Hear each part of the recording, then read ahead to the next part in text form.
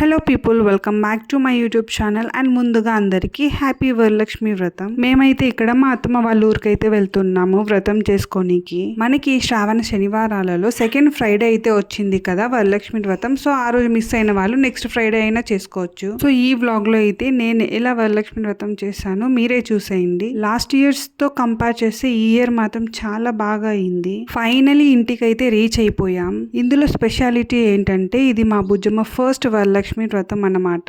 And మా అత్తమ్మ వాళ్ళ ఇంట్లో ఫస్ట్ టైం అయితే చేస్తున్నాం. అండ్ బిఫోర్ ఇయర్స్ అయితే బెంగళూరులో మేము ఉండే ఇంట్లో చేసేవాళ్ళం. ఇది ఫస్ట్ టైం అన్నమాట. నాకు అనిపించింది ఏంటంటే సిటీస్ లో కన్నా విలేజెస్ లోనే ఇలాంటి ఫెస్టివల్స్ చాలా బాగుంటాయి. మా బుజ్జమ్మ అయితే జర్నీ స్టార్టింగ్ లో నిద్రపోయింది అండ్ ఇంటికి రీచ్ అయిన తర్వాత లేచింది. అండ్ ఫెస్టివల్ కి కావాల్సిన ఫ్లవర్స్ అండ్ ఫ్రూట్స్ అయితే తీసుకొని వచ్చేసాం. ఈ టైంలో అయితే ఫ్లవర్స్ అండ్ ఫ్రూట్స్ చాలా కాస్ట్లీ ఉంటుంది. బెంగళూరులో అయితే 1 kg రోజ్ ఫ్లవర్స్ వచ్చేసి 300. బట్ మేమైతే తోటలో నుంచే తీసుకొని వచ్చాము. అండ్ లోటస్ అయితే మా వదిన వాళ్ళ ఊర్లో చెరువులో నుంచి డైరెక్ట్ గా తుంచుకొని అయితే వచ్చాము. సో ఫెస్టివల్ కి అయితే స్వీట్స్ ప్రిపేర్ చేద్దామని మా అత్తమ్మ ఇక్కడ రవ్వ లడ్డు అయితే ప్రిపేర్ చేస్తుంది. చాలా సింపుల్ ప్రిపరేషన్, కరెక్ట్ క్వాంటిటీలో వేసి పర్ఫెక్ట్ గా వస్తుంది. రవ్వ లడ్డు రెసిపీ వచ్చేసి చాలా సింపుల్. ఏంటంటే రవ్వ లైట్ గా ఫ్రై చేసుకొని dry fruits ghee or oil లో ఫ్రై చేసుకొని అందులోకి షుగర్ యాడ్ చేసుకొని అండ్ పాలను హీట్ చేసుకొని కొంచెం కొంచెం వేసుకుంటూ లడ్డు చేయడమే. షుగర్ యాడ్ చేసిన తర్వాత బాగా మిక్స్ చేసుకోవాలి. తర్వాత మిల్క్ యాడ్ చేసుకుంటూ లడ్డు చేయడమే. అండ్ ఇక్కడ మేము లడ్డు ప్రిపేర్ చేస్తుంటే అజ్జి అండ్ మా బుజ్జమ్మ అయితే చూడడానికి వచ్చారు. ఇంకా ఆ రోజు నైటే పల్లీలు పప్పుల లడ్డు అండ్ కజ్జికాయలు అయితే ప్రిపేర్ చేసింది. ఏ ఫెస్టివల్ కి ఇంత కష్టం అయితే ఉండదు కానీ బట్ వరలక్ష్మి వ్రతం కి మాత్రము నిద్ర ఉండదు అండ్ వర్క్ చాలానే ఉంటుంది. బట్ ఆ కష్టంలో కూడా సాటిస్ఫాక్షన్ అండ్ హ్యాపీనెస్ అయితే ఉంటుంది. ఫ్రైడే ఫెస్టివల్ అయితే మేము వెన్స్డే వెళ్ళాము. అండ్ వెన్స్డే వచ్చేసి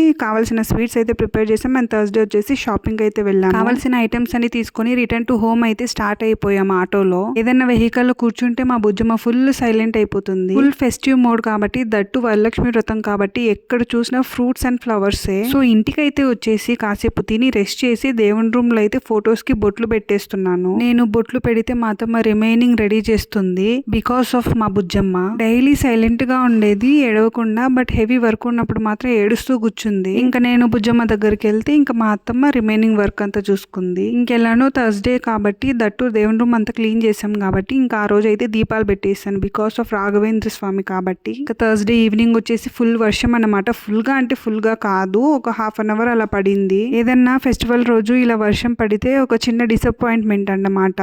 అంటే నాకు అలా అనిపిస్తుంది, మీకు ఎలా అనిపిస్తుందో కమెంట్ చేయండి. దీపారాధన చేసిన తర్వాత అమ్మవారిని కూర్చోబెట్టే ప్లేస్ వచ్చేసి నీట్ గా క్లీన్ చేస్తున్నాను. వరలక్ష్మి వ్రతం ఫెస్టివల్ వచ్చిందంటే చాలు 1 week నుంచి చాలా వర్క్ ఉంటుంది. ఇంకా బిఫోర్ డే అంటే ఇంకా హెవీ వర్క్ అన్నమాట. ప్లేస్ ని క్లీన్ చేసిన తర్వాత పంచితం అయితే చల్లుతున్నాను, ఆవు పంచితము. నాకు తెలిసి సైంటిఫిక్ రీజన్ వచ్చేసి నెగిటివ్ ఎనర్జీని రిమూవ్ చేసి పాజిటివ్ ఎనర్జీని తీసుకొని వస్తుంది. నేనేమో అమ్మవారిని కూర్చోబెట్టే ప్లేస్ ని అమ్మవారిని రెడీ చేస్తుంటే అండ్ మా అజ్జి అండ్ మా అత్తమ్మ అయితే పూలు కుడుతున్నారు. మేమైతే నైట్ 9 కి అయితే స్టార్ట్ చేసాము. అండ్ పడుకునే లోపు కరెక్ట్ గా 2 అయితే అయింది. యాక్చువల్ గా ఇంకా తొందరగానే అయిపోయి ఉండేది, బట్ ఆ రోజు ఎందుకో మా బుజ్జమ్మ ఏడుస్తూనే ఉంది. సో అక్కడ మా బుజ్జమ్మని చూసుకోవడం, ఇక్కడ రెడీ చేయడం, సో అందుకే చాలా లేట్ అయిపోయింది ఈసారి. ఇక్కడ చూడండి 2 sarees. మీకు ఏది నచ్చిందో కమెంట్ చేయండి. నాకైతే లిటిల్ బిట్ కన్ఫ్యూజన్ అన్నమాట. 2 sarees బాగున్నాయి, బట్ ఓన్లీ వన్ డిఫరెన్స్ ఏంటంటే ఎల్లో శారీ వచ్చేసి షైనింగ్ గా డిజైన్ అయితే వచ్చింది. గ్రీన్ శారీకి ఏమో బార్డర్ వచ్చింది, బట్ ఫుల్ ప్లెయిన్ శారీ అన్నమాట. ఎల్లో శారీకి ఏమో బార్డర్ రాలేదు, అదొక్కటి డిఫరెన్స్. 2 days నుంచి ఆలోచిస్తున్నా ఏది కడదామని, but finally based on votes yellow sari తీసుకున్నా. ఎల్లో శారీ సెలెక్ట్ చేసుకున్నాను. శారీకి ఫ్రిల్స్ చేస్తుంటే అగైన్ మా బుజ్జమ్మ క్రయింగ్ అన్నమాట. మా బుజ్జమ్మ దగ్గరికి వెళ్ళేసి తర్వాత శారీ కట్టడానికి అయితే రెడీ చేస్తున్నాను. ఫస్ట్ ఒక ప్లేట్ తీసుకొని ప్లేట్ లో రైస్ యాడ్ చేసి తర్వాత పసుపు కుంకుమ పెట్టాను. నాకు కూడా కరెక్ట్ గా ఎలా చేయాలో తెలియదు, కొన్ని మిస్టేక్స్ చేస్తాను. అందుకే అజ్జి గైడ్ చేస్తుంటే చేస్తున్నా. పెద్దవాళ్ళకి ఎలాగైనా చాలా ఎక్స్పీరియన్స్ ఉంటుంది కదా. సో ఎవ్రీ ఇయర్ నేను బెంగళూరులోనే చేసేదాన్ని వరలక్ష్మి వ్రతము. సో ఐటమ్స్ అన్ని అక్కడ నుంచి తీసుకొని వచ్చాను ఇక్కడికి. బట్ ఒకటి కల్షియం చెంబు మాత్రం మర్చిపోయా తీసుకొని రావడము. బట్ మనకు కావాల్సిన మెయిన్ అదే కదా. సో వేరే వాళ్ళ ఇంట్లో తీసుకొని వచ్చాము. తీసుకొని వచ్చినా కూడా అవి అడ్జస్ట్ అవ్వలేదు. మళ్ళీ వేరే వాళ్ళ ఇంట్లో తీసుకొని వచ్చి ఇలా ఫైనల్ గా చేస్తున్నాము. కల్షియం వ్రతంలో టెంకాయ పెట్టాలి కాబట్టి టెంకాయని నీట్ గా క్లీన్ చేసుకొని పసుపు అంతా రాసి కుంకుమ అయితే పెడుతున్నా. 3 or 5 తమలపాకులు పెట్టొచ్చు, బట్ నేనైతే ఇక్కడ 5 తమలపాకులు పెట్టి టెంకాయ అయితే పెడుతున్నాను. ఇక్కడైతే కలశానికి పసుపు కొమ్మ కట్టాలి, సో పసుపు కొమ్మ కూడా కట్టేశాను. ఇదంతా ఒక స్టెప్ అయితే శారీ డ్రేపింగ్ ఒక పెద్ద స్టెప్ అన్నమాట. శారీ అమ్మవారికి బాగా కుదిరిందంటే దాంట్లో ఉన్న సాటిస్ఫాక్షన్ అసలు దేంట్లో ఉండదు, నాకైతే అలానే అనిపిస్తుంది. యాక్చువల్లీ నేను తీసిన క్లిప్స్ అన్ని యాడ్ చేస్తే 1.5 hour వీడియో అయితే వచ్చింది.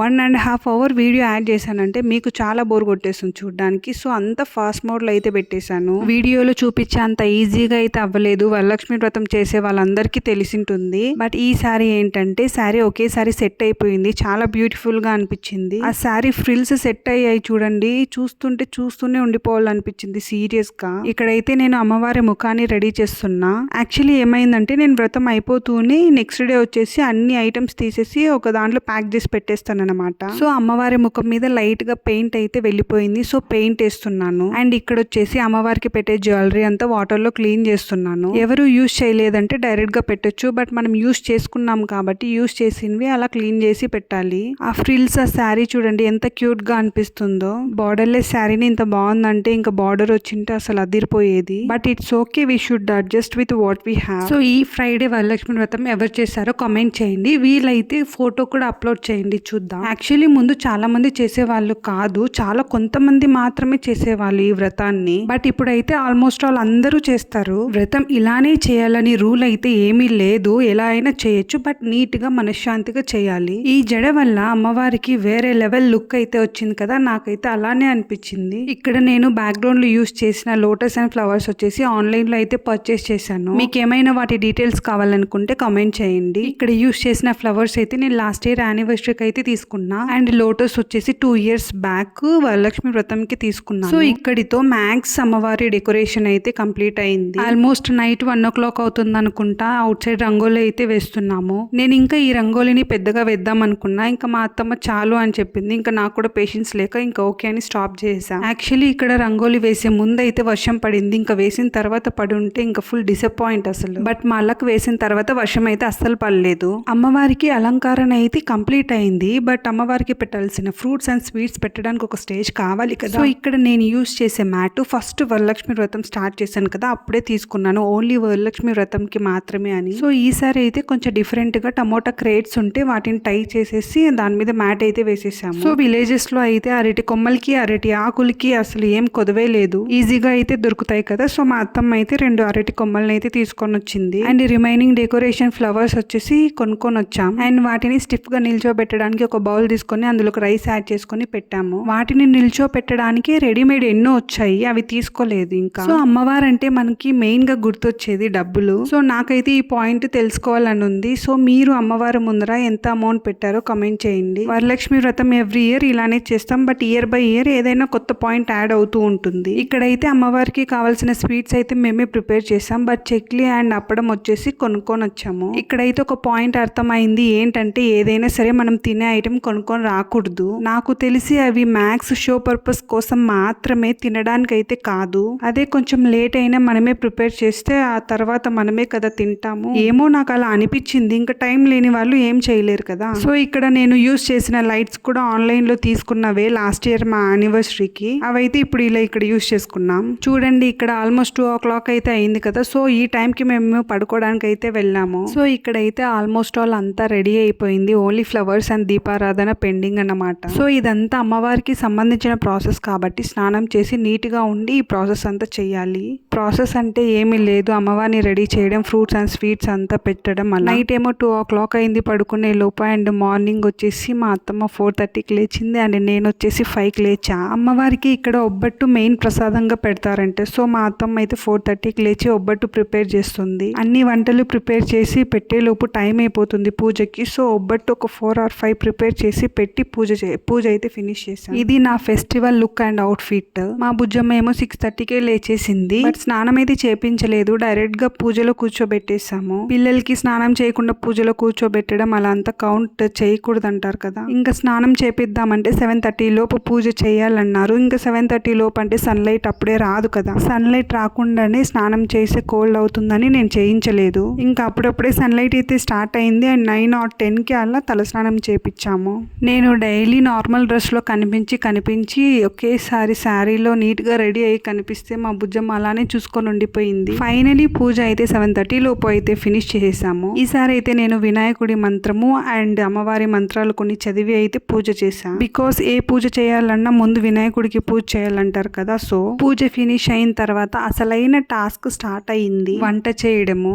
ఏమేం ప్రిపేర్ చేసామో షూట్ అయితే చేయలేదు. బట్ వైట్ రైస్, ఒబ్బట్లు, రసం, బజ్జీలు, అప్పడం, వడియాలు అండ్ లెమన్ రైస్ అన్నమాట. అండ్ ఇన్ బిట్వీన్ బుజ్జమ్మకు స్నానం చేపించడం, రెడీ చేయడం ఇదంతా సరిపోయింది. నేను పూజ ఫినిష్ అయిన తర్వాత 1 hour అయితే శారీ తీసేసి డ్రెస్ అయితే వేసుకున్నాను. బికాస్ బుజ్జమ్మకు స్నానం చేపించాలి, ఇంకా వంటలు చేయాలి. సో వంటలు అంటే నేను ఒక్కదాన్ని కాదు, నాతో పాటు మా అత్తమ్మ కూడా. నాకు శారీ అంత అలవాటు లేదు. సో ఆఫ్టర్ ఆల్ వర్క్ మళ్ళీ వేసుకుందామని తీసేసి డ్రెస్ వేసుకున్నా. యాక్చువల్ గా ఇక్కడ అమ్మవారి వెనకాల యూజ్ చేసిన ఫ్లవర్స్ అండ్ లోటస్ ఒక్కొక్కటి పడిపోతూనే ఉన్నాయి. మళ్ళీ తీసి పేస్ట్ చేస్తున్నా మళ్ళీ పడిపోతూనే ఉన్నాయి. ఇంకా ఫైనల్ గా వదిలేసా. రిజల్ట్ మాత్రం సూపర్బ్ గా వచ్చింది. అస్సలు తీయబుద్ధి కాలేదు నెక్స్ట్ డే. సో మా అమ్మవారు మీకు ఎలా అనిపించారో కామెంట్ చేయండి. ఇక్కడైతే మా బుజ్జమ్మని అయితే రెడీ చేసాము. అండ్ ఈ ఫ్రాక్ వచ్చేసి ఆన్లైన్ లో అయితే తీసుకున్నా. ఇట్లాంటి ఫెస్టివల్స్ వస్తే ఎలానో రెడీ అవ్వాలి, ఎలానో రెడీ చేయాలి అనుకుంటాం. బట్ అదంతా కుదరదు. బట్ ఈసారి అయితే అదంతా సెట్ అయిపోయింది. ఇక్కడ ఏంటంటే మా బుజ్జమ్మ నన్ను చూసి ఒక స్మైల్ ఇస్తే నేను కూల్ అవుతాను. అదర్వైజ్ ఇంకా స్మైల్ ఇచ్చేదాకా వదలను. సో స్మైల్ కోసం ఎంతగానో ట్రై చేశాను కానీ ఇవ్వలేదు. అట్ ది ఎండ్ లో ఇచ్చింది. సో మీరు ఇలానే చేస్తారా? చేస్తే కామెంట్ చేయండి. సో ఇక్కడైతే నేను వడియాలు అండ్ అప్పడం అయితే ప్రిపేర్ చేస్తున్నాను. అండ్ మా అత్తమ్మ అయితే ఒబ్బట్లు ప్రిపేర్ చేస్తుంది. ఇక్కడైతే మా అమ్మవారికి నాదిష్టే తగిలేలా ఉంది. అంత బాగుంది చూడ్డానికి. ఇక్కడ నేనేం ఊరికే చెప్పట్లేదు, చాలా సీరియస్ గా చెప్తున్నాను.